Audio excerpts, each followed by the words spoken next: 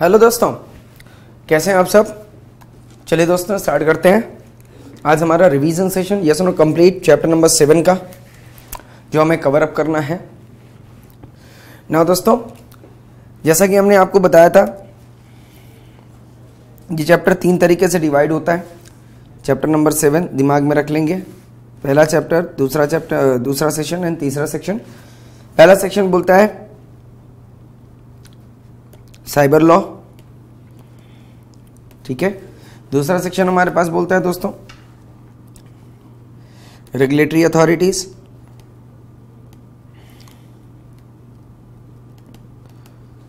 तीसरा सेक्शन हमारे पास जो है that is called as security standard का। फटाफट से हम इसको रिवाइज कर लेंगे। नाउ जो मैंने आपको कवर कराया था सबसे पहला, चलिए आ जाइए फटाफट से देखते हैं।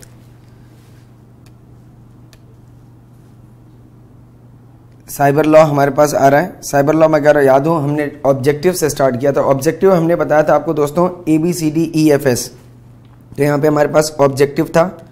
ऑब्जेक्टिव में हमने बताया था आपको ABCDEFS, ठीक है। A फॉर क्या था, अमेंडमेंट।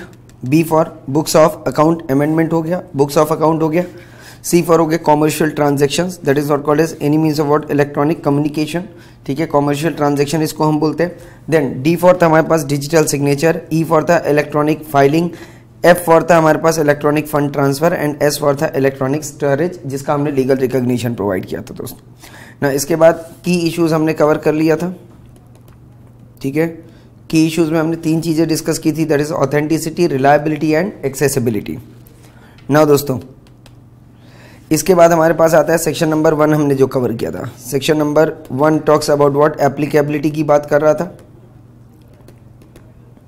ठीक है। एप्लीकेबिलिटी में क्या बोल रहा था, ये कोई भी इंडिया टू इंडिया हो, yes no, India to India, India to outside India, outside India to India, yes no, इन तीनों केसेस में सेक्शन 1 की एप्लीकेबिलिटी हो जाएगी। But outside India to outside India तभी एप्लीकेबल होगा जब उसका इंडिया में अफेक्ट हो रहा हो। जो कंप्यूटर लोकेशंस, कंप्यूटर रिसोर्सेज थे वो यहाँ पे इंडिया में अफेक्ट हो रहा है, ये बात की थी किसने, सेक्शन नंबर 75। ये हमारी एप्लीकेबिलिटी खत्म हो गई थी। इसके बाद दोस्तों हम आ गए थे सेक्शन नंबर 2 पे, यस और नो, यस। सेक्शन नंबर 2 पे आ गए थे हम।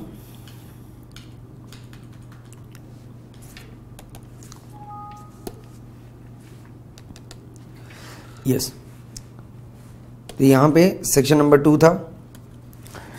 सेक्शन नंबर 2 किसकी बात कर रहा था दोस्तों, डेफिनेशन। तो डेफिनेशन हमने यहाँ पे जो इंपॉर्टेंट डेफिनेशन कवर की थी वो याद कर लें आप। कंप्यूटर था, कंप्यूटर सिस्टम था, computer network, yes no. Then इसके बाद हमने कवर किया था कंप्यूटर रिसोर्स।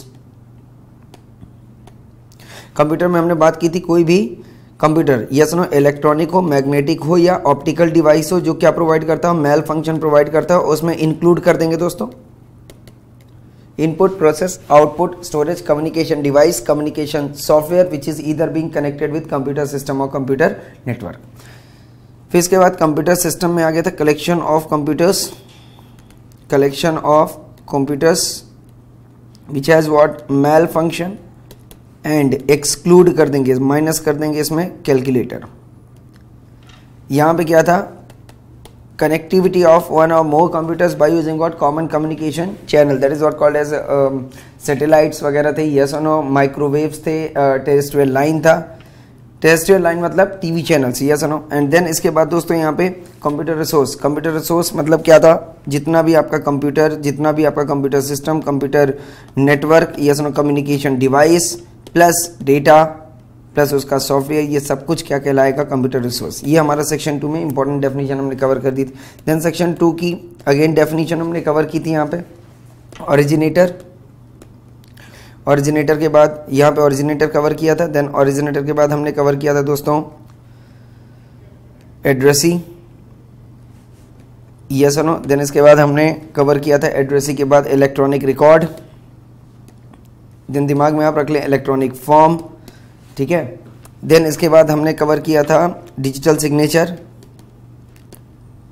तो डिजिटल सिग्नेचर यहीं पे हमने कवर कर लिया, that is section 2 read with section 3 and 3A, और उसी के साथ हमने एक और सेक्शंस की सीरीज कवर की थी 14, 15, 16, ये एक साथ हुए थे हमारे पास। तो ओरिजिनेटर हो गया था एक्सक्लूडिंग व्हाट इंटरमीडिएट, अगर आपको याद हो addressee in excluding what intermediary. Electronic record का मतलब जो हो वो किस में होता है दोस्तों, इलेक्ट्रॉनिक फॉर्म। और इलेक्ट्रॉनिक फॉर्म का मतलब क्या था, ये यहाँ पे 2T जो हमने कवर किया था, यस नो, और this is what called as 2R।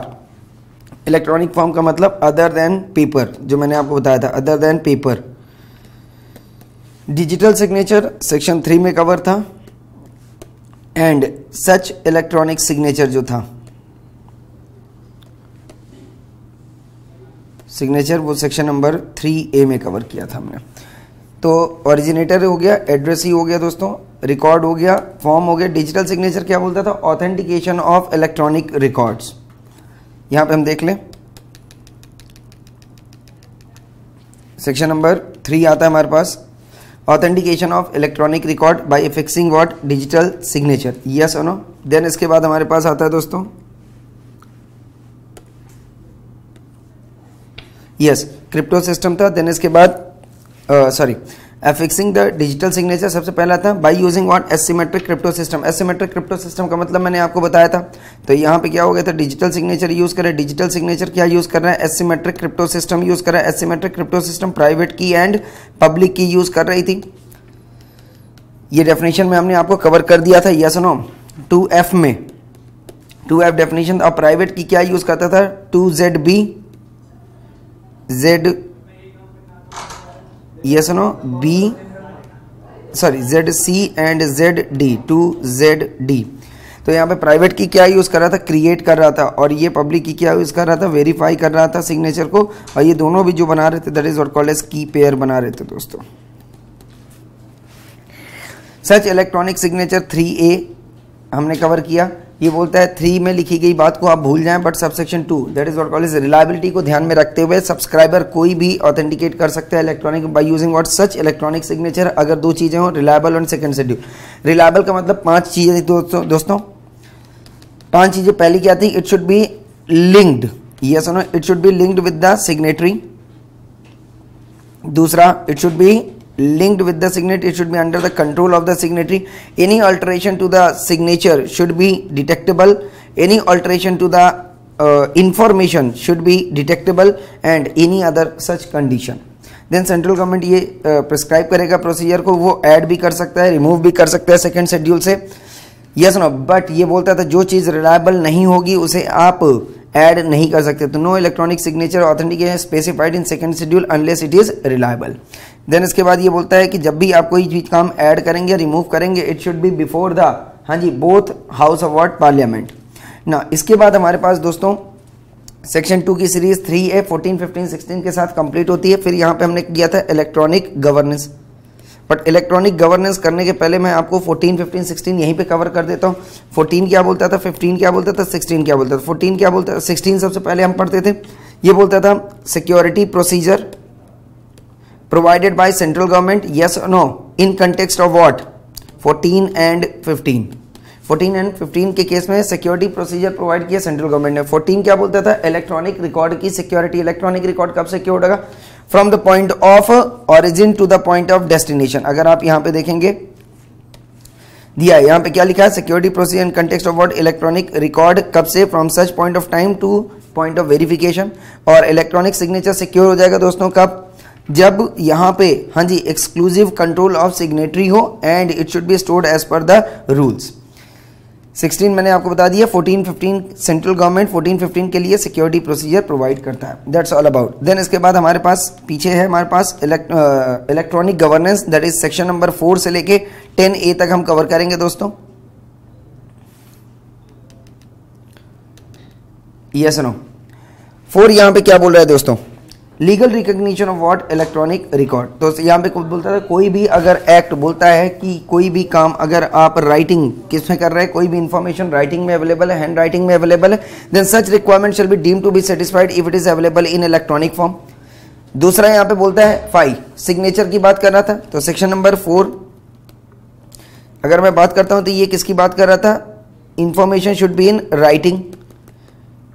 Section number 5 किसकी बात कर रहा था, सिग्नेचर। तो सिग्नेचर अब एक्ट आने के बाद किस में हो सकता है, इलेक्ट्रॉनिक फॉर्म में हो सकता है। सेक्शन नंबर 6 किसकी बात कर रहा था दोस्तों, फॉर्म की बात कर रहा था, लाइसेंस की बात कर रहा था एंड, हाँ जी, फॉर्म, लाइसेंस एंड पेमेंट की बात कर रहा था, ये इलेक्ट्रॉनिक फॉर्म में हो सकता है। सेक्शन नंबर 7 रिटेंशन की बात कर रहा था, subject to 3 conditions and 2 exceptions. 3 conditions क्या थे दोस्तों, कि it should remain accessible to all. तीसरा क्या बोलता था कि it should be available in original form and तीसरा all details must be available related to dispatch and receipt of information. And however 2 exceptions थे, सिस्टम जनरेटेड ट्रांजैक्शन केस में apply नहीं होगा and when law specifically says that ये apply नहीं होना। 7 ए किसकी बात कर रहा था, ऑडिट की बात कर रहा है। सेक्शन 7 ए किसकी बात कर रहा है दोस्तों, ऑडिट की बात कर रहा है। तो ऑडिट ऑफ मैनुअल डॉक्यूमेंट, अगर आप मैनुअल डॉक्यूमेंट को ऑडिट करने गए तो आप इलेक्ट्रॉनिक डॉक्यूमेंट का भी ऑडिट कर सकते हैं ना। इसके बाद सेक्शन नंबर 8 आता है दोस्तों, हमारे पास बोलता है कि अगर सेंट्रल गवर्नमेंट नोटिफिकेशन इशू करना चाहता है, यस और नो, ऑफिशियल गैजेट में नोटिफिकेशन इशू करना चाहता है ऑफिशियल गैजेट में, तो वो एक्ट आने के बाद यस और नो वो इलेक्ट्रॉनिक गैजेट में भी कर सकता है। हम मान लेंगे कि उसने ऑफिशियल गैजेट में ही नोटिफिकेशन इशू किया, अगर उसने इलेक्ट्रॉनिक गैजेट में इशू किया तो।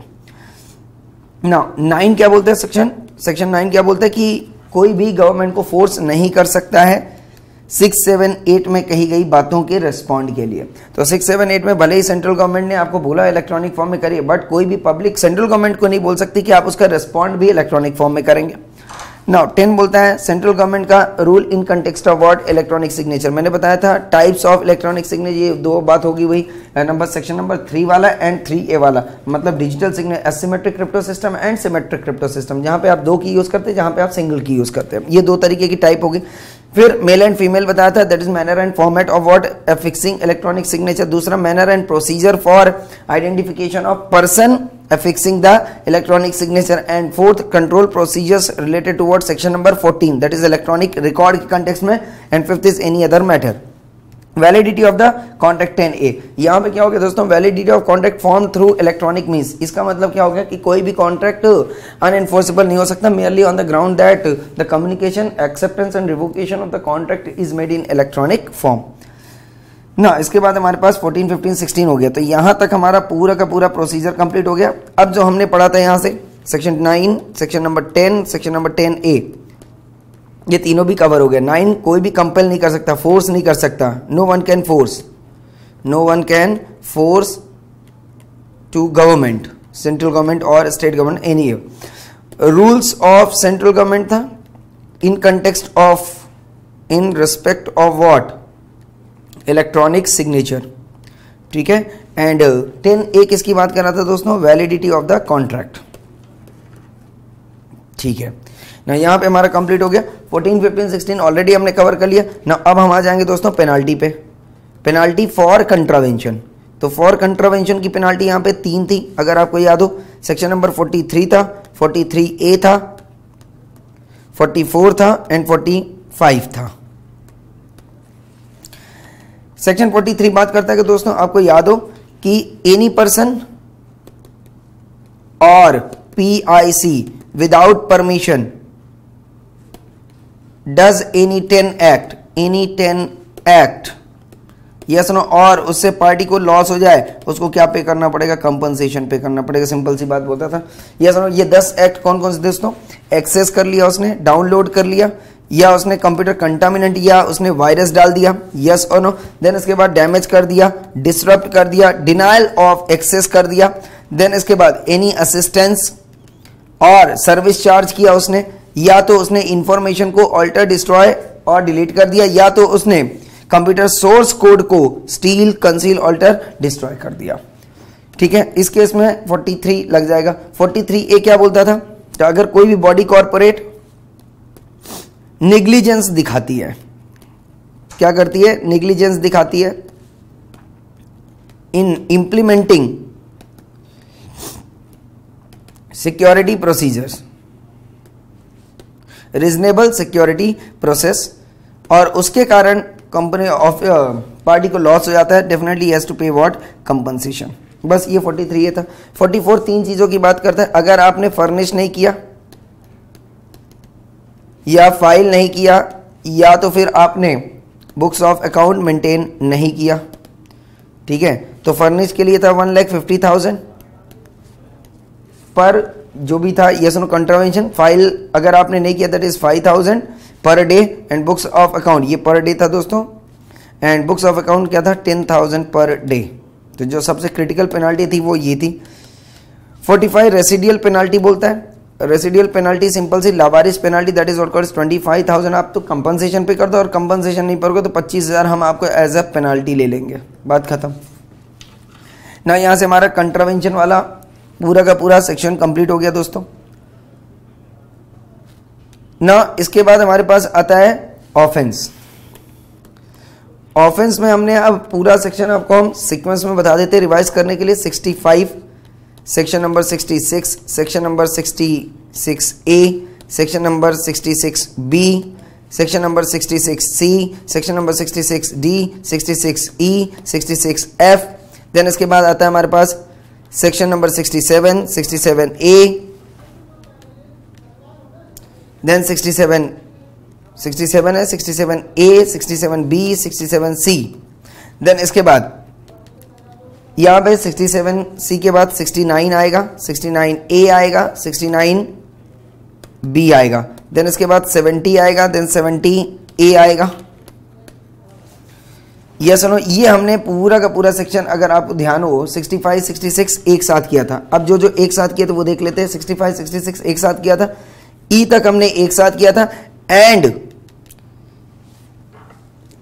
इसके बाद हमने जो 67A, 67B ये एक साथ किया था। 66F, 67C हमने सेपरेटली कवर किया था, इंटरमीडिएट के कंटेक्स्ट में था वो। तो चलिए देख लेते हैं। सबसे पहला आता है 65, 66। तो 65, 66, 65 क्या बोलता था? अगर आपने सोर्स कोड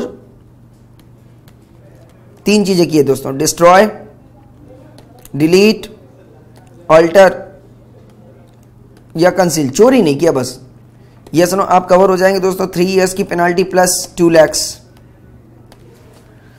3 इयर्स का इम्प्रिजनमेंट, 2 लाख की पेनाल्टी। 66 में अगर आप कवर होते हैं तो पूरा 43 वाला एक्ट कवर होता है, यस नो। और यहां पे आपको जो पेनाल्टी है दोस्तों 3 इयर्स प्लस 5 लाख का है।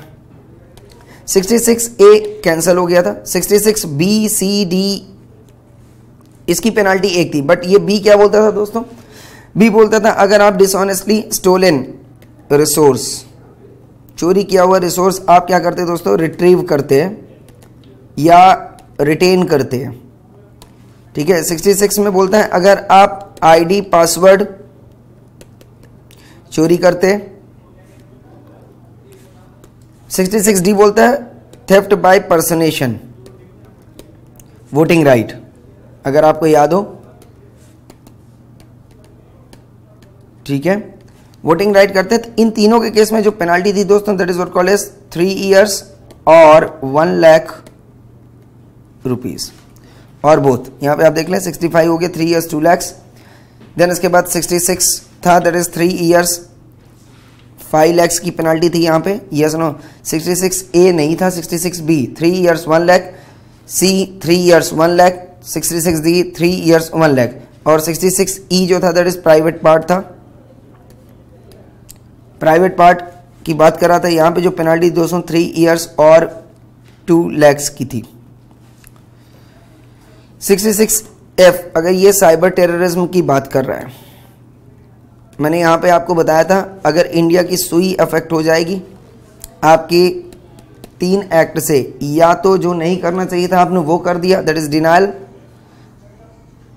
एक तो denial of access, unauthorised access and computer contaminant,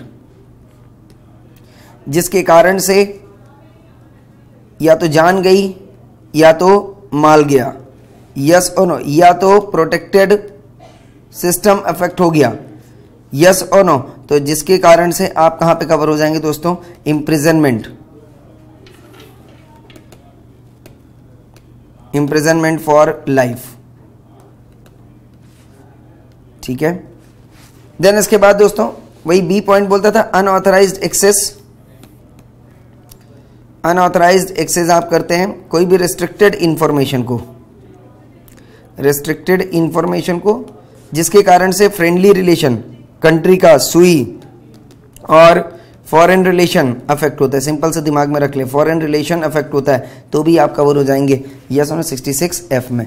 67 दोस्तों जो बात कर रहा था, ये बात कर रहा था लस्टी वीडियोस।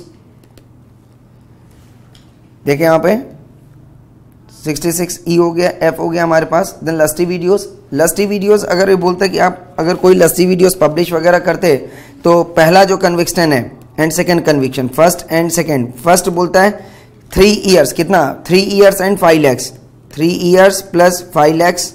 सेकंड वाला कन्विक्शन बोलता था दोस्तों 5 इयर्स एंड 10 लैक्स रुपीज ले लेंगे हम। 67A that is porn movies adult and 67B जो था पॉर्न मूवीज थी बट वो बच्चे वाली थी। यस नो, इन दोनों के केस में जो फर्स्ट कन्विक्शन था एंड सेकंड कन्विक्शन था, फर्स्ट कन्विक्शन था 5 years 10 lakhs and second conviction था दोस्तों 7 इयर्स 10 लैक्स। देन इसके बाद आता है 67C, ये 67A हो गया, yes no 5 years 10 lakh 7 years 10 lakh. Then 67B हो गया यहाँ पे बच्चों के लिए एंड 67C है that is preservation and retention of information bye intermediates. यहाँ पे क्या बोल रहा है ये, अगर यहाँ पे इंटरमीडिएट ने is fail to retain information for specified period, तो अगर इसने स्पेसिफाइड पीरियड में yes no such duration in such format and prescribe, जैसा सेंट्रल गवर्नमेंट बोल रहा था वो आप प्रिजर्व और रिटेन नहीं कर पाए तो आपको पेनाल्टी लग जाएगी दोस्तों 3 साल की, 3 इयर्स प्लस फाइन, जो भी फाइन है। 69 बात कर रहा था IMD आप नहीं कर पाए, इनक्रिप्ट मॉनिटर डिक्रिप्ट नहीं कर पाए। यस और सॉरी इनक्रिप्ट मॉनिटर डिक्रिप्ट करने गई थी एजेंसी बट वहां पे जो PIC था fails to provide what, fails to provide assistance, तो यहां पे जो पेनाल्टी है that is not called as 68, अच्छा बीच में 68 भी था, 68 that is not called as power of control to give direction, that is 2 साल 1 लाख की पेनाल्टी। ओके ना, इसके बाद दोस्तों आता है 69। 69 में यहां पे आप देख लें, यस नो कितना था 7 इयर्स की पेनाल्टी थी यहां पे, 7 इयर्स, यहां पे 68 है सपोज, ठीक है। 68 में कितना था दोस्तों 2 years 1 lakh, 2 years plus 1 lakh की पेनाल्टी। यहाँ पे क्या बोला, अगर आपने कंट्रोलर की डायरेक्शन को फॉलो नहीं किया। ये किसके लिए था 68, सिर्फ और सिर्फ था किसके लिए, यस 68 जो था that is called as a certifying authority के लिए था। ओके 69A में अगर आप कोई भी एजेंसी यस नो ब्लॉक करने आई है इंफॉर्मेशन को और अगर इसने fails to provide assistance provide नहीं किया तो यहाँ पे जो दोस्तों 69A पे जो पेनाल्टी थी that is what called as 7 years की थी प्लस फाइन। 69B में अगर आपने मॉनिटर नहीं कर पाया, मॉनिटर करने गई थी टीम, मॉनिटर करने गई थी क्या डेटा ट्रैफिक को, और आपने PIC ने फेल्स टू प्रोवाइड असिस्टेंस, तो उसको जो यहाँ पे पेनाल्टी लग गई दोस्तों 69B में कितनी लग गई 3 इयर्स प्लस फाइन। देन इसके बाद 70 that is what called as protected system, और अगर PIC ने अनऑथराइजली एक्सेस किया या कंट्रावेंशन किया तो इस केस में जो PIC को पेनाल्टी लगेगी दोस्तों वो कितनी थी 10 years, I think 10 years, yes और no, yes if I am not wrong 10 years की पेनाल्टी थी प्लस फाइन। 70A बात कर रहा है दोस्तों NNA, तो NNA का क्या आएगा, वहां पे सब सिक्योरिटी लगाने आएगा, सिक्योरिटी उसने लगा दिया, सिक्योरिटी इम्प्लीमेंटेशन, ये यहाँ पे कंप्लीट हो गया। 70B में सर्ट आ जाएगी और सर्ट ने अगर कुछ भी वहां पे क्या करने गई, ऑडिट करने गई, चेक करने गई, सब कुछ बराबर काम कर रहा है वहां पे प्रोटेक्टेड सिस्टम जहां पे क्रिटिकल इंफॉर्मेशन इंफ्रास्ट्रक्चर जहां पे भी आपने लगाया है, और अगर PIC ने क्या प्रोवाइड किया, PIC fails to provide assistance, yes सुनो दोस्तों यहाँ पे 1 इयर्स प्लस 1 लाख की पेनाल्टी हो जाएगी। यस 70B में कितने साल की, 1 ईयर और 1 लाख रुपीज़ की पेनल्टीज यहाँ पे हो जाएगी। ठीक है, contents of complaint to CERT एक बार आप पढ़ लेंगे, it's not so important exam point of view, एक बार आप दिमाग में रख लेंगे, ये होमवर्क है आपके लिए। 71 ना, इसके बाद जो हमारी नेक्स्ट पेनाल्टी आती अदर पेनाल्टी दोस्तों, यस ना, अदर पेनाल्टी में हमने कवर कर लिया था 71, 72, 72A, 73, 74, 75 हमारा हो गया था, यस ना, चलिए हम 75 हमारा हो गया था। चलिए 71 क्या बोलते हैं दोस्तों, मिस रिप्रेजेंटेशन। अगर मिस रिप्रेजेंटेशन किसने किया, बाय सब्सक्राइबर और सीए, यस और नो, किसको, टू सीए और सीए ने किसको, सीसीए को कुछ भी मिस रिप्रेजेंटेशन किया, 71 में पेनाल्टी लग जाती है, यहाँ पे 2 साल या 1 लाख रुपए की पेनाल्टी, या तो दोनों हो जाएगी। 72 अगर आप ब्रीच क्या करते हो, ब्रीच ऑफ कॉन्ट्रैक्ट, यस और breach of confidentiality, breach of confidentiality किसी की, जहां पे आपने कोई कॉन्ट्रैक्ट नहीं बनाया बट आपने कॉन्फिडेंशियलिटी, उसकी इंफॉर्मेशन, उसके डॉक्यूमेंट्स को उसके बिना परमिशन के क्या कर दिया, डिस्क्लोज कर दिया। ये रहा यहां पे, if any person is pursuant of any powers, yes has secured access to an electronic record discloses such electronic record, तो जिसको हमने बोला था कि एक्सेस आप कर सकते हो, उसने डिस्क्लोज कर दिया, डेफिनेटली उसको अगेन 2 ईयर्स 1 लाख की पेनाल्टी लग जाएगी। और बोथ 72A, अगर आपने ब्रीच ऑफ लॉफुल कॉन्ट्रैक्ट, पहली कंडीशन, और दूसरी कंडीशन क्या थी, आपने क्या कर दिया, डिस्क्लोज कर दिया दोस्तों, क्या, personal information without permission, without permission. तो दोस्तों यहां पे जो पेनाल्टी आपकी अगेन 3 ईयर्स 5 lakhs की पेनाल्टी थी, और ये सीक्वेंस हमने पेनाल्टी आपको लास्ट में समरी में दिया हुआ है, सिर्फ यहाँ पे आप दिमाग रख लें। 73 जो बोलता है, 73 एंड 74, 73 क्या बात करता है, false issue of ESC for bona fide reason, ठीक है, और यहाँ पे क्या बोलता है, false issue of ESC for fraud, और दोनों केस में जो पेनाल्टी थी सेम थी, that is what called as 2 years और 1 लाख रुपीज की। I hope I am clear, yes. Now दोस्तों यहां पे हमारा 74 हो गया, 75 हमने कवर कर दिया था सेक्शन रेड विथ सेक्शन 1 के साथ, कंप्लीट हो गया हमारे पास। 76 बात कर रहा था कॉन्फिस्केशन, हम सब कुछ कॉन्फिस्केट कर लेंगे, मतलब जिस भी कंप्यूटर रिसोर्स को यूज किया गया था चोरी के लिए, computer resource used for theft or any contravention or any other act or any illegal act, तो उसको हम क्या कर लेंगे दोस्तों, कॉन्फिस्केट कर लेंगे। देन नेक्स्ट आता है हमारे पास 76 तक हमारा कंप्लीट हो गया। नाउ अब आते हैं सीधे now key steps to ensure compliance with cyber laws. तो अगर आपको साइबर लॉ को कंप्लेन करना है तो what are the key steps you required, दोस्तों ये भी मैं आपको होमवर्क दे रहा हूं, एक बार जस्ट पढ़ लेंगे, ठीक है। नाउ नेक्स्ट पॉइंट आता है इंटरमीडिएट, तो 79 अब हमारे पास लास्ट बच गया, 79 था, 79A, तो 79 इंटरमीडिएट की बात कर रहा था, यस नो, कब रिस्पॉन्सिबल होगा और कब रिस्पॉन्सिबल नहीं होगा। रिस्पॉन्सिबल कब होगा बेटा, दो चीजों के केस में होगा, अनलॉफुल एक्ट उसने खुद किया, यस नो, या उसने fail to stop unlawful act, fail to stop unlawful act. Not responsible, कब रिस्पॉन्सिबल नहीं होगा, जब उसने कोई ट्रांजैक्शन नहीं किया हो, यहां पे देखिए लिखा था लिमिटेड एक्सेस हो, या दूसरा था no initiation of transaction, transaction उसने कोई इनिशिएट नहीं किया। 3 कंडीशंस थी यहां पे, 3 कंडीशंस प्लस ड्यू डिलीजेंस, उसने सारे के सारे ड्यू डिलीजेंस किए हो, तब वो रिस्पॉन्सिबल नहीं होगा। 3 कंडीशंस कौन सी, या तो वो ट्रांजैक्शन नहीं कर रहा है, या और ना ही उसने रिसीवर सेलेक्ट किया, और ना ही उसने इंफॉर्मेशन को मॉडिफाई किया, इसके बावजूद भी अगर कुछ प्रॉब्लम हुआ तो उसने ड्यू डिलीजेंस कर लिया। 79 ओवर।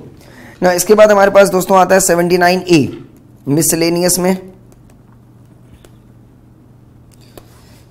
79A, देन इसके बाद हमने 80, 81, 79A, 80, देन इसके बाद 81, 81A, 84C एंड 85। ये हमारा पूरा का पूरा साइबर लॉ था। 79A किसकी बात कर रहा है दोस्तों? 79A बात कर रहा था हमारे पास central government notify examiner about electronic. ये बहुत ही वाहियात सेक्शन है, कोई मतलब नहीं है। ये जस्ट सेंट्रल गवर्नमेंट किसी को भी स्पेसिफाई कर देगा कि आप क्या चेक करें, स्पेसिफाई एनी एजेंसी यस और no to check what,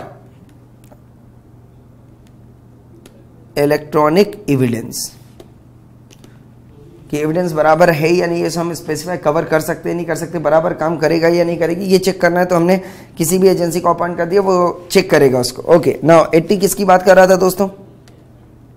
power of police officer. Okay, यहां पे था हमारे पास power of police officer. This is also not important exam point of view, but फिर भी आप दिमाग में रख ले। यहाँ पे दो चीजें थी, एक तो मिनिमम इंस्पेक्टर होना चाहिए और दूसरा हवलदार।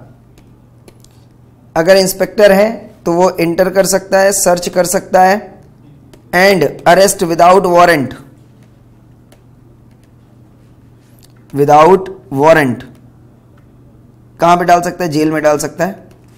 और ये भी तीनों चीजें कर सकता है, कहीं पे भी एंटर, कहीं पे भी सर्च, अरेस्ट करेगा बट जेल में नहीं डालता। ये कहां पे ले जाता है? मजिस्ट्रेट और इंस्पेक्टर के पास, और ये उसको कहां पे डालते हैं? जेल में डालते हैं। बात खत्म होगी ना दोस्तों। इसके बाद हमारे पास 81 जो था, that is what called as, it talks about act to have overriding effect. तो आईटी एक्ट किसी को भी ओवरराइड कर सकता है, एक्ट को ओवरराइड कर सकता है, but copyright act and patent act override IT act. ये कौन बोलता है? सेक्शन 81 बोलता है। 81A बात कर रहा था electronic cheque and truncated cheque के केस में। इन द केस यहाँ पे सेंट्रल गवर्नमेंट कोई भी नोटिफिकेशन इशू करता है अमेंडमेंट करने के लिए, तो 30 डेज के अंदर अंदर उसका इंपैक्ट आएगा। या सुनो, कितने भी सेशन हो मुझे फर्क नहीं पड़ता है। तो जैसे ही 30 डेज में एक्सपायर होता है और 30 डेज के अंदर अंदर जितने भी दो हाउस ऑफ पार्लियामेंट ने जो भी डिसीजन दिया है, चाहे वो बोथ एग्री करे या बोथ डिनाई करे, यस नो, अकॉर्डिंगली वो नोटिफिकेशन का इंपैक्ट आ जाएगा। ना दोस्तों, इसके लिए मैंने आपको डायग्राम दिखाया था। चलिए, 81A हो गया। 84C किसकी बात कर रहा है दोस्तों? 84C बात कर रहा है लावारिस इंप्रिजनमेंट। लावारिस इंप्रिजनमेंट यहां पे कितना दिया हुआ है? 1/2 of longest term of imprisonment. ठीक है। एंड द लास्ट पॉइंट होता है ऑफेंसेस बाय कंपनीज। तो इसमें क्या बोला कि कंपनी के वक्त कंपनी ने अगर कोई कॉन्ट्रवेंशन किया है या पूरे लोगों ने, तो जितने भी लोग वहां पे शामिल थे सबको कवर अप कर लिया जाएगा unless they show their due diligency and innocency. तो that is what called section number 85। तो इस तरीके से हमारा पूरा साइबर लॉ दोस्तों कंप्लीट होता है। देन इसके बाद सेकंड पोर्शन आता है हमारे पास रेगुलेटरी अथॉरिटीज। रेगुलेटरी अथॉरिटीज में हमने 3 रेगुलेटरी अथॉरिटीज कवर की थी। नंबर 1 इज इंश्योरेंस के लिए, नंबर 2 आरबीआई बैंक के लिए, एंड नंबर 3 सिक्योरिटीज मार्केट के लिए सेबी। आरडीआई के अंदर हमारे पास 3 क्वेश्चन थे, अगर आपको याद आ रहा हो दोस्तों। एक तो प्रिलिमिनरी था, दूसरा system control and third is system audit. तो प्रिलिमिनरीज में मैंने आपको याद कराया था। सबसे पहले आप याद करें लोकेशन ऑफ इन्वेस्टमेंट, देन इसके बाद ये 3 एक साथ चलेगा दोस्तों, that is what called as, यहाँ पे लोकेशन हो गया, दूसरा जो हो गया आईटी एप्लीकेशन हो गया, तीसरा आपका पॉलिसीज प्रोसीजर्स सर्कुलर्स ये हो गया, and fourth is what called as product wise. तो यहाँ पे हमने लोकेशन में लोकेशन ऑफ इन्वेस्टमेंट आ गया, आईटी एप्लीकेशन आ गया, देन उसका सिस्टम लेआउट आ गया था, एंड देन सेंट्रलाइज्ड रहेगा या डिसेंट्रलाइज्ड रहेगा। इसके बाद हमने बात की थी दोस्तों पॉलिसीज प्रोसीजर्स या सर्कुलर्स, देन इसके बाद रिपोर्ट्स की। तो पॉलिसी में आ गया हमारे पास आईटी सिक्योरिटी पॉलिसी प्लानिंग में आ गया बीसीपी। देन इसके बाद रिपोर्ट्स में ये 2 रिपोर्ट्स आ गए थे, previous audit report and network security reports. Circulars में हमारे पास ये आ गया, प्रोसीजर में standard operating procedure and product से रिलेटेड हमारे पास 2 चीजें थी, that is what called as list of new product and script wise list of all investment. Now दोस्तों इसके बाद हमारे पास कवर होता है सिस्टम कंट्रोल। सिस्टम कंट्रोल मैंने बताया था कि आप सिस्टम कंट्रोल कुछ भी लगा सकते हैं, वहां पे 2 चीजों का ध्यान रख लिया, यहाँ पे ये पूरा सिस्टम कंट्रोल लग गया। देन ऑडिटर अपना कमेंट देगा and then he has to ensure that there has to be separate login for each user. Audit क्या बोल रहा था, वंस इन 3 इयर्स होगा, कोई भी चार्टर्ड अकाउंटेंट नहीं कर सकता unless he is qualified and experienced in the area of what IT sectors. Yes, ये जो ऑडिट होगी दोस्तों वंस इन एवरी 3 इयर्स होगी, एक्सपीरियंस 3 से 4 साल का होना चाहिए। देन इसके बाद अगर मैं आरबीआई की बात करता हूं, यहाँ पे 2 क्वेश्चन थे, system control review, yes no, review करो sample areas, review sample areas of system control. यहाँ पे हमने बताया था सीए का scarf, C for the conducting quality assurance audit in every 3 year. Then audit policy को भी रिव्यू करना है, S segregation of duties, C for दोस्तों हमारे पास था कंटिजेंसी प्लान होना चाहिए। Then A for the appropriate security measures, R for responsibility to board of director service and formal method for changes in software, that is CA का SCARF, याद रखे दोस्तों। यस नो, तो यहां पे हमारे पास रेगुलेटरी अथॉरिटीज में 3 चीजें हम आपको कवर करते, आईआरडीए था, देन इसके बाद आरबीआई एंड सेबी। हमने आपको आईआरडीए में प्रिलिमिनरीज कवर किया, यस नो, देन इसके बाद सिस्टम कंट्रोल था एंड देन सिस्टम ऑडिट थी। यहां पे कोई भी टिप्स नहीं था, सारा का सारा आपको लॉजिकली पढ़ा है। आरबीआई में जो था सबसे पहला review sample, review what sample areas of system control, तो यहां पे हमने टिप्स आपको दिया था दोस्तों, दैट इज सीए का स्कार्फ। एंड दूसरा था दोस्तों सिस्टम ऑडिट। आपको अगर डायग्राम याद हो, सिस्टम ऑडिट में हमने बोला था इंडिपेंडेंट ऑडिट होएगा, सेपरेट ऑडिट होगा, सेपरेट आईएएस ऑडिट होगा। देन इसके बाद ऑडिटर जो होना चाहिए वो कॉम्पिटेंट होना चाहिए एंड इंडिपेंडेंट होना चाहिए। Independency comes from 2 things, engagement letter and दूसरा जो था that is what called as level of access right. Competency दो तरीके से आएगी, एक तो क्वालिफिकेशन और दूसरा एक्सपीरियंस। देन इसके बाद एडिशनल एरियाज का भी नॉलेज होना चाहिए। एडिशनल एरियाज में आ गया, एडिशनल एरियाज में हमने कवर कर लिया था IT governance, yes no, and then इसके बाद एसडीएलसी। ठीक है, इसके बाद वो हर एक ब्रांच का ऑडिट करेगा। हर एक ब्रांच मतलब क्या हो गया, जितने भी सिक्योरिटीज के ब्रांचेस थे, ID, password, yes no, CCTV, अलग अलग जितने भी ब्रांचेस है सिक्योरिटी सेक्टर, सारे एक ब्रांच की ऑडिट होनी चाहिए। एसडीएलसी में हमने 2 चीजें बता दी, that is what called as pre implementation review of, pre-implementation review of what? Pre-implementation review of application and post-implementation review. Post-implementation में 2 चीज़ें चेक कर ले, बराबर काम कर रहा है या नहीं कर रहा, working properly as per design, yes no, उसका इम्पैक्ट देख ले, चेंजेस, इम्पैक्ट ऑफ चेंजेस, बात खत्म। यहाँ पे हमने जो आपको बताया था that is demo of VR, याद आ रहा है। डी फॉर क्या था, एग्जिस्टिंग कंट्रोल डायल्यूट नहीं होना चाहिए, meeting all requirements of the user, जो भी ऑब्जेक्टिव सिक्योरिटी ऑब्जेक्टिव फुलफिल होनी चाहिए। V for validation of all risk and R for reporting to the management, ये सब कुछ उसको चेक करना पड़ेगा। नाउ दोस्तों हमारे पास आरबीआई कंप्लीट हो गया, देन इसके बाद हमारे पास सेबी आता है। सेबी हमने 4 चीजें पढ़ी थी अगर आपको याद हो। Then auditor selection norm, select हो गया तो सिस्टम कंट्रोल, सिस्टम कंट्रोल हो गया तो सिस्टम ऑडिट, एंड देन इसके बाद system that is what called as audit report norms.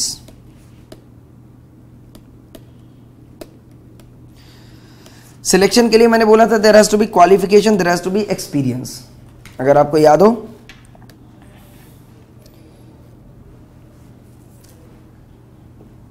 ये हमारे पास डायग्राम, पूरा डायग्राम में हम कवर करते हैं पूरा। ऑडिटर सिलेक्शन नॉर्म मैंने बोला था यहाँ पे एक्सपीरियंस होना चाहिए इसके पास, यहाँ पे यस उसके साथ क्वालिफिकेशन होना चाहिए। ठीक है, 3 साल का कम से कम एक्सपीरियंस होना चाहिए। इसके बाद ऑडिट फ्रेमवर्क आईटी गवर्नेंस का उसके पास एक्सपीरियंस होना चाहिए, कोई भी कॉन्फ्लिक्ट नहीं होना चाहिए एंड नो केसेस पेंडिंग। तो सिस्टम कंट्रोल क्या बोलता था कि जितने भी सीईओ होंगे सब डिक्लेरेशन देंगे सेबी को, पहला कंट्रोल था। And there has to be maintain the audit trail, कि जिसने किस टाइम पे कौन सा डेटा डाउनलोड अपलोड किया, सारे रिपोर्टिंग होना चाहिए। सिस्टम ऑडिट होएगा, system audit as per the guidelines होएगा। देन दूसरा board of directors stock exchange उसको अपॉइंट करेगा। Deposit then submission of audit schedule, उसको वो एक्सटेंड कर सकता है। And after conducting audit he can submit audit report to the auditor, and auditee अपना कमेंट करने के बाद और नॉन कन्फॉर्मिटीज को एक्सेप्ट करने के बाद ये रिपोर्ट किधर चला जाएगा, सेबी को। देन सिस्टम ऑडिट रिपोर्ट, तो जो भी नॉन कंप्लायंस वगैरह हैं, यस और no, status should be placed before board of directors of security exchange and depositories, yes or no, then उसका वहां पे कमेंट आना चाहिए। एंड देन जो भी उनको अपने कमेंट्स डालने, इसके बाद ये कहां पे चला जाएगा, सेबी के पास चला जाएगा। दैट्स ऑल अबाउट, ये हमारा कंप्लीट हो गया दोस्तों ना। इसके बाद हमारे पास सिक्योरिटी स्टैंडर्ड्स आते हैं। सिक्योरिटी स्टैंडर्ड्स, यस नो, उसके साथ एक कॉन्सेप्ट था that is called cyber space. Cyber space का मतलब था दोस्तों वर्चुअल स्पेस, यस और no, beyond the device. Now इस साइबर स्पेस को सिक्योरिटी की जरूरत पड़ेगी। सिक्योरिटी लगाने के लिए हमने नेशनल साइबर सिक्योरिटी पॉलिसी लाया था, और इसका टिप्स हमने आपको बताया था। National cyber security policy will strengthen the regulatory framework and develop what security technology in IFA award to protect information, then enhance law enforcement capabilities for global cooperation in what national critical information infrastructure। ठीक है, national मतलब 24/7 आस monitoring की बात कर रहा था, cyber के ecosystem security की बात कर रहा था, सिक्योरिटी सिस्टम इंप्लीमेंट होना चाहिए। देन इसके बाद प्राइवेट पब्लिक रिलेशनशिप मेंटेन होना चाहिए। You have to what strengthen the regulatory framework by using what compliance of rules, laws and regulation. You have to develop the security technology by doing what R&D. Then II, that is what called integrity of data and security of infrastructure. F for था हमारे पास that is physical benefit आपको चाहिए होगा। A for जो था that is what का assurance framework होना चाहिए। And then work force, word मतलब वर्क फोर्स था, इंफॉर्मेशन प्रोटेक्ट करें। Yes no, law enforcement capabilities आएगी when you comply with the laws. Global cooperation होना चाहिए and national critical information infrastructure को प्रोटेक्ट करना है दोस्तों ना। इसके बाद हमारे पास essence to secure cyber space, ये हमारा कंप्लीट हो गया। दैट इज मेजर ऑब्जेक्टिव, ये हमने कवर कर लिया पूरा। देन इसके बाद साइबर फॉरेंसिक, साइबर फ्रॉड। अगर कोई भी फ्रॉड इंटरनेट के थ्रू होता है तो उसका इन्वेस्टिगेशन भी इंटरनेट के थ्रू होएगा, जहां पे आपको एविडेंस रखना पड़ेगा। वो एविडेंस होगा इलेक्ट्रॉनिक एविडेंस ना। ISO 27001, ISO 27001 को जो पब्लिश किया था दैट इज ISO IEC ने किया था, यस और नो। 1999 में पार्ट 2 पब्लिश हुआ था। देन 2005 में फर्स्ट अमेंडमेंट हुआ एंड 2013 में नेक्स्ट अमेंडमेंट हुआ था। ये जो काम कर रहा था दोस्तों 12 क्षेत्रों में काम कर रहा था, यस नो। अगर आपको याद हो तो मैंने आपको बताया था that was security policy, organisation, risk assessment, then asset management, then उसका फिजिकल एसेट था, यस नो। तो एसेट 4 तरीके से हो गए थे, यस नो, याद आ रहा है आपको। तो physical asset, environmental control, physical and environmental control था। देन इसके बाद ह्यूमन रिसोर्स कंट्रोल, फिर उसका एक्सेस कंट्रोल। जब ये सारे के सारे कंट्रोल्स मिल गए तो आपने क्या कर दिया था, कम्युनिकेशन, ये रहा यहाँ पे acquisition, development, maintenance control, then इसके बाद कम्युनिकेशन कंट्रोल किया, then business continuity manage and last में कंप्लायंस हो गया। तो ये 12 यस और नो क्षेत्र, 12 एरियाज थे जहां पे आपने ये जो था दैट इज 27001 अप्लाई किया था दोस्तों। ISO 9001 ये क्या बताता था, क्वालिटी प्रोवाइड करता था over the methodology of the implementation of the securities. तो कैसे आप इंप्लीमेंट करें, उस इंप्लीमेंटेशन मेथोडोलॉजी की क्वालिटी को ये इंश्योर करता था। देन हाउ ISO 27001 वर्क्स, ये सबसे पहले एग्जामिन करता था रिस्क, क्योंकि ये रिस्क असेसमेंट कर रहा है। देन इसके बाद डिजाइन इंप्लीमेंट करता था, appropriate control, and then last में adopt management process to maintain what continuity of IS control. तो continuous improvement over the IS control. First amendment हुआ था दोस्तों। फर्स्ट अमेंडमेंट मैंने बताया PDLC आ गया था। PDLC 4 फेजेस में था, plan, do, check and act. Plan का मतलब था आप नए नए गोल्स ऑब्जेक्टिव्स बनाए। डू, उसे जैसे आपने गोल्स ऑब्जेक्टिव्स बनाया वैसे ही उसको आप क्या करें, कैरी आउट करें। अगर प्रॉब्लम आ रहा है तो उसे मॉनिटर करें, अगर प्रॉब्लम नहीं है तो उसे क्या करें, अपडेट करते हैं, दैट इज कंटिन्यूअसली इंप्रूव करते रहे। These are the 4 phases of what ISMS और ISO। देन इसके बाद हमारे पास आता है 10 क्लॉजेस थे। 10 क्लॉजेस हमारे पास स्कोप था, normative references, terms and conditions, context था, किस किस ऑर्गेनाइजेशन में अप्लाई हो रहा है, लीडरशिप, प्लानिंग, देन इसके बाद सपोर्ट, देन इसके बाद operation, performance evaluation and improvement. Then इसके बाद यहाँ पे एनेक्सेस थे। अगर एनेक्सेस के आपको डायग्राम याद आते हो दोस्तों, तो मैंने आपको बताया था सबसे पहले ऊपर जाएं और मैंने वहां पे आपको लिखाया था कुछ, तो भी याद कर लें। ISO में मैंने जो एनेक्सेस थे, एनेक्सेस के लिए हमने आपको कुछ हिंट दिया था। 18 से स्टार्ट करें, 5, 6, 8, देन इसके बाद ये ऑड नंबर था, दैट इज 11, 13। 11, 13 के लिए जो था that is what called as 7, 9, 10, then 12, 14 था, that is what called as 17, 16, 15। Yes और नो। तो यहाँ पे 18 से स्टार्ट करते तो कंप्लायंस, फिर इसके बाद 5, तो that is information security policy, then इसके बाद ऑर्गेनाइजेशन आ गया, देन इसके बाद तो 18, 5, 6, 8 के बाद एसेट मैनेजर। एसेट मैनेजर में हमने 4 एसेट्स बताए थे, IT से रिलेटेड, इंफॉर्मेशन से रिलेटेड, देन इसके बाद इंफॉर्मेशन के बाद हमारे पास जो आ रहा था that is what called as information के बाद that is personal and that is fourth is what called as process. तो IT के लिए जो हमारे पास था that is what called as physical and environmental security था। देन इसके बाद हमारे पास फिजिकल इन्वायरमेंटल सिक्योरिटी के बाद कम्युनिकेशन सिक्योरिटी हमने कवर किया था, यस नो। देन इसके बाद 5, 8 के बाद देन 12 एंड 14 आया, तो that is what called as operation security and 14 में हमने जो कवर किया that is information system acquisition development maintenance. तो IT में जो हमने कंट्रोल कर लिया that is physical environmental control complete कर लिया था। फिजिकल इन्वायरमेंटल कंट्रोल करने के बाद जो हमने वहां पे लगाया था that is what called as communication control लगाया हुआ था, यस और नो। 11, 13 हो गया। देन इसके बाद 11, 13 ऑड नंबर, तो ऑड नंबर के बाद जो हमने कवर किया that is what called as ये 7, 9, 10। 7, 9, 10 हमारे पास था दैट इज पर्सनल के लिए, तो पर्सनल के लिए ह्यूमन रिसोर्स सिक्योरिटी, देन उसके बाद encryption that is crypto system था एंड एक्सेस कंट्रोल लगाया था हमने, किसके लिए, ह्यूमन रिसोर्स के लिए।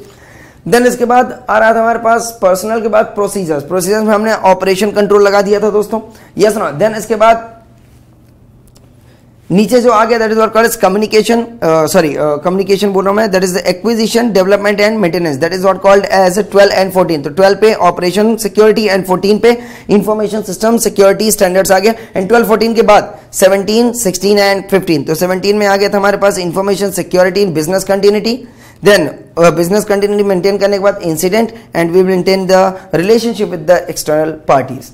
तो इस तरीके से हमने ये, अगर आपको सीक्वेंस याद रहेगा, 18, 5, 6, 8, 11, 13 पे 7, 9, 10, 12, 14 पे 17, 16, 15, you will remember all the points दोस्तों। नाउ ये यहां पे कवर हो गया। देन इसके बाद बेनिफिट्स रीजंस हमने कवर कर लिया था। नाउ लास्ट में आता है दोस्तों हमारे पास SA402। SA402 में मैंने बताया था कि अगर कोई भी कंपनी, ये रहा यहां पे, अगर कोई भी कंपनी अपना थोड़ा बहुत काम आउटसोर्स करती है, यस नो, तो डेफिनेटली जो IS auditor of user organisation होगा, जब वो यूजर ऑर्गेनाइजेशन ऑडिट करने जाएगा, ही डिमांड्स फॉर द, हाँ जी, control over the security applied in the service organization. For that purpose, service organization appoints will IS auditor for service organization, and IS auditor after conducting the audit of description of control, internal control, then उसके बाद उसका fraud, non-compliance, he will provide the report to what? IS auditor of user organization. On the basis of such report, IS auditor will finalize the audit of user organization and provide the report under SA700.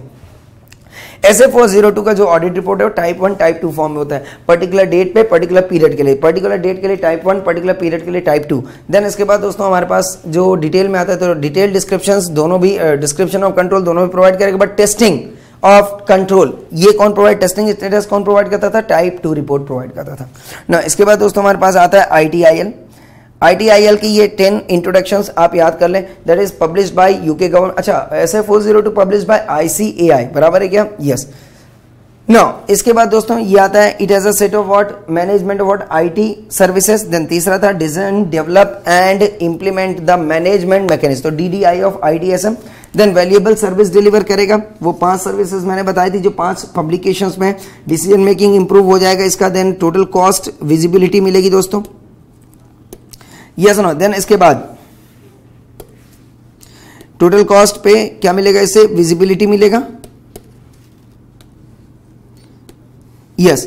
Then इसके बाद ownership, then इसके बाद productivity बढ़ जाएगी यहाँ पे, then it helps in providing clear and effective communication provide करेगा, and then compliance.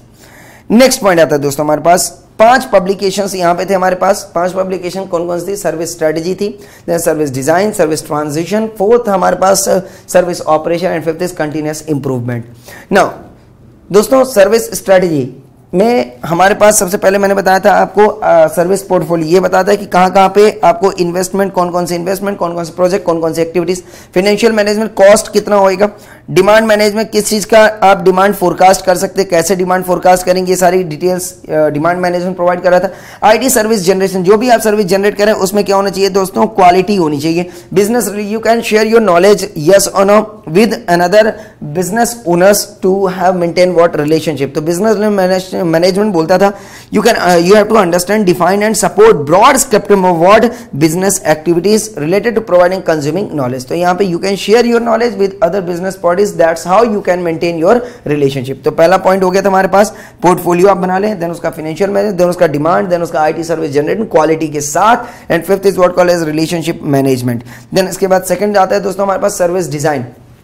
Service design किसकी बात कर रहा था? सर्विस डिजाइन बात कर रहा था कि आप कौन कौन सी सर्विस को डिजाइन करेंगे।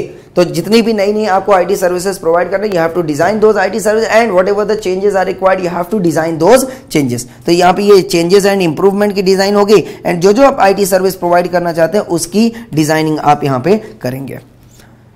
नाउ मॉड्यूल्स थे यहाँ पे सिक्का, एस फॉर क्या था? हाँ, तो सर्विस लेवल मैनेजमेंट की डिजाइन करनी है कि किस लेवल की आप सर्विस प्रोवाइड करेंगे। सर्विस सप्लायर मैनेजमेंट करना है, आप कौन से सप्लायर से कौन सा गुड्स लेंगे, या सुनो क्या वो सप्लायर जो गुड्स प्रोवाइड कर रहा है क्या वो as per the business needs है या नहीं है। देन इसके बाद आईटी सर्विस कंटिन्यूटी मैनेजमेंट, ये सुनो ये क्या बोल रहा है कि अगर आग वाग कुछ भी लग जाए तो आईटी सर्विस में कोई भी प्रॉब्लम नहीं आना चाहिए। इंफॉर्मेशन सिक्योरिटी मैनेजमेंट बोलता है दोस्तों कि आपका जो इन्फॉर्मेशन हो सिक्योर होना चाहिए। तो कैसे आप सिक्योर करोगे? तो आईडी, पासवर्ड वगैरह वगैरह ये सारी चीजें प्रोवाइड करनी पड़ेगी। सर्विस कैटलॉग मैनेजमेंट, कौन कौन सी आप सर्विस प्रोवाइड करें, that detailed information must be provided, contains accurate detail dependent interfaces of all the services made available to the customer. तो all detail information about the IT services must be provided to the customer. Capacity management, IT service की capability यहां पे provide करने कि कैसे you can increase your capability of the IT services provided to the customer. तो optimum and cost effective provision of IT services यहां पे होना चाहिए, यस नो। और दूसरा, it matches with the IT resources to business demand. तो भाई आप जो जो भी सर्विस प्रोवाइड करें, definitely you must ensure that all resources must be available behind providing what IT service। तो IT सर्विस को प्रोवाइड करने की जो जो रिसोर्सेज अवेलेबल होने चाहिए वो सारे रिसोर्स दोस्तों यहाँ पे अवेलेबल होना चाहिए। देन दोस्तों हमारे पास लास्ट पॉइंट जो आता है that is what called availability manage. You have to ensure that IT services whatever will be provided must be available 24/7 hours at the justifiable cost. Now service transition, ये क्या process था? Here you convert your design into the operation। तो यहाँ पे conversion process पे हम बात करते हैं। तो कन्वर्जन प्रोसेस पे करने के लिए ट्रांजिशन प्लानिंग एंड सपोर्ट चाहिए होगा। दूसरा, नॉलेज, अगर आपको कहीं पे भी कुछ भी प्रॉब्लम आ रही है you can share your knowledge with other business parties. Then इसके बाद आप क्या कर दें, चेक करें उसको, आईटी सर्विस को चेक करें। Various types of test are required to be conduct to check the validation of the IT service. Once it is ensured that the IT service is valid you have to release and deployment. तो ये जो module है जो provide करेगा आपको guidance कैसे आप release कर सकते हैं। तो ऐसे आपको रिलीज करना है कि मैंने आपको एक वर्ड यहाँ पे यूज किया था, प्लेटफॉर्म इंडिपेंडेंट। कोई भी प्लेटफॉर्म हो, यूनिक्स हो, यस नो, विंडोज हो, हर जगह सॉफ्टवेयर रन होना चाहिए। देन इसके बाद एक बार आपने डिप्लॉय कर दिया तो यहाँ पे कुछ चेंजेस होंगे तो वो चेंज भी आपको मैनेज करना पड़ेगा। एंड जो जो एसेट चाहिए, जो जो रिसोर्सेज चाहिए आईटी सर्विस प्रोवाइड करने के लिए, these resource must be configured properly. ना लास्ट पॉइंट आता है हमारे पास सर्विस ऑपरेशन। ये सुनो, सर्विस ऑपरेशन यहाँ पे डे टू डे ऑपरेशन की बात है। You have to management of service through its day to day operation production line. तो अब यहाँ पे जो आप आईटी सर्विस मैनेज कर रहे हैं, तो आईटी सर्विस आप कैसे मैनेज, तो कोई भी आपने सपोज आईटी सर्विस प्रोवाइड कर दी तो अब डेली ऑपरेशन कौन कौन से करने पड़ेंगे। तो अगर यूजर की कोई भी रिक्वेस्ट आती है you have to fulfil those request on daily basis. Function, कौन कौन से फंक्शन आपको डेली करने पड़ेंगे। Number 1, service desk. So there has to be a desk, help desk option where user request will come and you have to respond to those the requests. But these should be at a single point of contact. Multiple point नहीं होने चाहिए, एक help desk होना चाहिए जहां पे कई सारे कस्टमर्स अपनी प्रॉब्लम्स को आपके साथ शेयर करेंगे। एप्लीकेशन मैनेजमेंट क्या बोलता है, जो भी आपकी एग्जिस्टिंग क्वालिटी है वो इंप्रूव होनी चाहिए। आईटी ऑपरेशन क्या बोलता है, ई आईडी ऑपरेशन बोलते हैं कि कौन कौन से ऐसे ऑपरेशन है जो आपको डेली करने पड़ेंगे। तो अबाउट वेरियस प्रोसेस, सब process and small small activities need to be performed. तो यहाँ पे हमने दिया था जॉब शेड्यूलिंग और नेटवर्क को मॉनिटर करना है, डेटाबेस को मॉनिटर, तो जितना भी मॉनिटरिंग वाला काम है वो आप यहाँ पे डेली करेंगे। आईटी टेक्निकल सपोर्ट, तो मैंने आपको यहाँ पे टीम वेयर दिया था कि अगर इन द केस कुछ भी प्रॉब्लम आ जाता है तो टीम वेयर के थ्रू टेक्निकल पर्सन आपके सिस्टम को एक्सेस कर सकता है वर्चुअली। एंड लास्ट आता है इवेंट मैनेजमेंट। इवेंट मैनेजमेंट आपको चेक करना पड़ेगा किस टाइम पे कौन सा यूजर क्या क्या एक्सेस कर रहा है, कौन सी सर्विस काम कर रही, कौन सी सर्विस काम नहीं कर रही, that is what called as event management. Incident manage, अगर आग वाग लग गई तो यू हैव टू मैनेज, ये सुनो चोरी हो गया, अनऑथराइज्ड एक्सेस हो गया, हैक हो गया सिस्टम, ये आपको चेक करना पड़ेगा। कंटिन्यूअस सर्विस मैनेजमेंट, जितनी भी सर्विसेज अभी मैंने आपको पढ़ाई है चारों, it should B continuously improved thoroughly. तो ये दोस्तों हमारा चैप्टर नंबर 7 का रिवीजन था जो हमने यहाँ पे कवर कर लिया।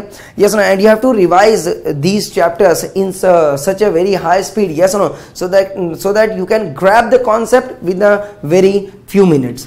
ठीक है, तो आगे आप डिटेल में रीडिंग करें उसे और रिवाइज करते रहे। जितना जल्दी जल्दी आप रिवाइज करेंगे उतना ज्यादा कॉन्सेप्ट आपके दिमाग में स्टोर होगा दोस्तों। ठीक है, तो पहले सिंपल सा मैंने आपको सॉल्यूशन बता रहा हूं कि पहले डिटेल रीडिंग करें, प्रॉपर तरीके से रीडिंग करें, प्रॉपर तरीके से कॉन्सेप्ट को समझने की कोशिश करें, और एक बार जब कॉन्सेप्ट समझ में आता है तो उसे क्यूमुलेटिव रिवीजन जरूर करते रहें। इसलिए हम ये वाला लेक्चर प्रोवाइड करें दोस्तों कि आप इसे फटाफट से पूरा का पूरा कॉन्सेप्ट, ये जो रिवीजन लेक्चर का जो पर्पस है दोस्तों ये यही है कि आप कम टाइम पे ज्यादा से ज्यादा कॉन्सेप्ट एक साथ आप दिमाग में स्टोर कर सके। ठीक है, तो यहीं पे हम दोस्तों आपसे विदा लेते हैं। नेक्स्ट सेशन पे हम मिलेंगे आपके साथ। यस नो, तब तक के लिए इजाजत दीजिए दोस्तों। Thank you so much, thank you.